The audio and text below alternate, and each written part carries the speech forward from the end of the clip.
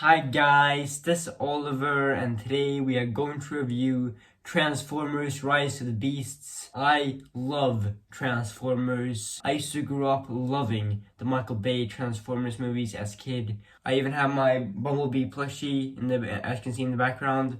I even had Optimusprime have a cameo in Skull Universe Season 4. So yeah, without further ado, let's do this. Transformers Rise of the Beast takes place after Bumblebee and before the Michael Bay's Transformers movies. Let's start with what I liked about the movie. I really liked the characters in this movie, but I really liked Noah Diaz, played by Anthony Ramos, who is famous for being in The Heights and Hamilton. Plays Noah Diaz, who is the new human character in this movie, because every Transformers movie has to have a human character. For some reason, he was very likable and he was very relatable, and he was really cool. And Anthony Ramos did an amazing job portraying the character. I loved Anthony Ramos in this movie. I love that he wasn't just overpowered all the time, but he also got kicked down sometimes. Then he learned from his mistakes and he got stronger and stronger throughout the course of the movie. A very great character arc. I loved Optimusprime in this movie. As always, petercullen did an amazing job voicing the character. He is amazing in these movies. Love or hate the Transformers movies, but he is the best part. Petercullen's voice as Optimusprime is amazing. Easily the best voice acting I've ever seen. And then I loved Bumblebee in this movie. I wish Bumblebee was more in the movie, to be honest. That was my biggest complaint with this movie. He wasn't in this movie that much, and I really wish he was more in the movie. This movie introduces us to the Maximals, and obviously the leader of the group is Optimusprime, voiced by ronperlman, aka Hellboy himself. And he was amazing in the movie. He was freaking awesome, and the action scenes with him were amazing. And then you also have Razor, voiced by Michelle Yeoh, who is famous for being in Minions 2, The Rise of Gru. Check out my movie review for that with my best friend Ail. And she was amazing in the movie, really she was. And she was really cool. And I love that she shoots fire from her mouth. And every shot when she's like flying and some of that, it looks really cool. It looks very cinematic. Both Optimusprime and Razor were amazing in the movie, but on the other hand, the rest of the two Maximals that we have left are Rhinox and Cheetor, and they were completely done dirty in this movie. They were completely sidelined. They did like absolutely nothing here. Cheetor only says like one word, and then he just follows the rest of the characters, and he's in the background. And then Cheetor was voiced by Tunjani Christina something. I feel very bad for the voice actor because he says only one word in the entirety of the movie. I feel very bad for him. He has probably seen the movie and is very upset that he only has one line of dialogue in the entirety of the movie.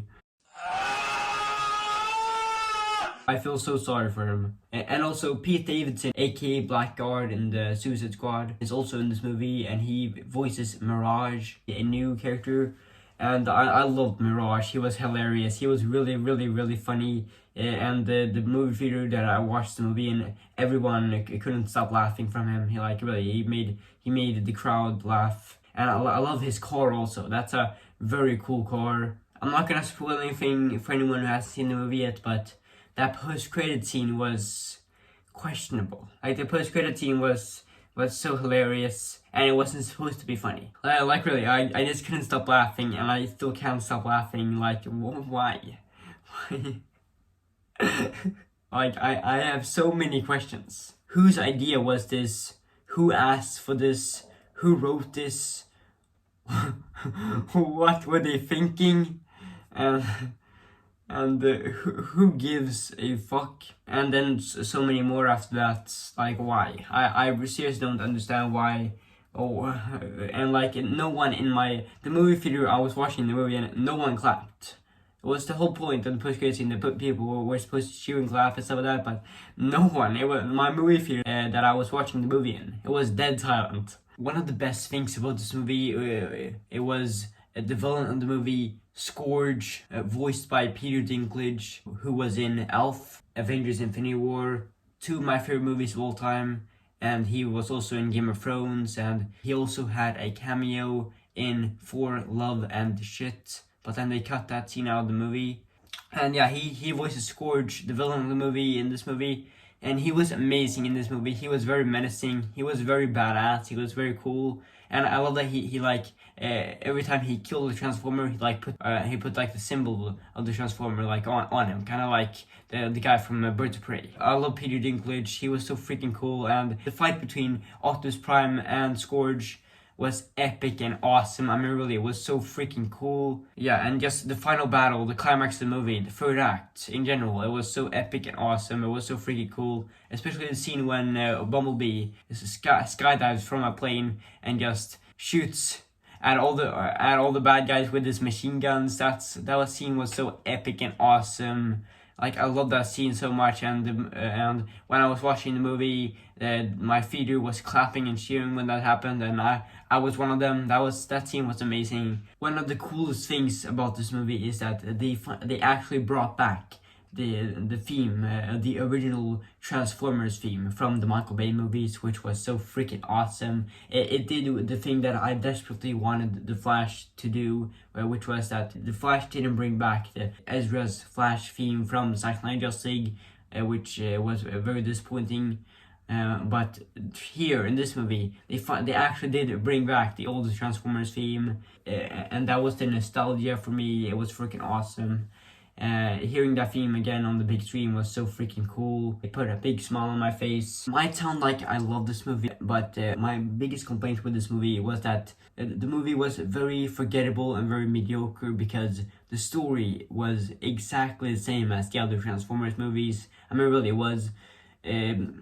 Every Transformers movie, it's always that our main human character buys a car, or in this movie steals a car, which is pretty funny, and then he or she finds out that it's actually a Transformer and learns to grow a bond, a friendship with the Transformer throughout the course of the movie. Then there's an ancient artifact that our heroes have to get, and the villains also want it, so it's a game of cat and mouse and getting it, and there's some epic CGI battles and stuff like that. Like, it's the same movie again. This is the 7th Transformers movie, and this is the story again. I really enjoyed this movie and I had fun with this movie, but still, this is the same thing again. Optimus Prime's mouth, every time he talks, like, his mouth looks weird, and the same thing can be said about some of the other Transformers, and like, it looks off. It looks really off. So yeah, anyways guys, that's it for my movie review of Transformers Rise of the Beast. Let me know in the comments below what you guys thought about Transformers Rise of the Beast, and what you guys thought about that questionable WTF post-credit scene. Yeah.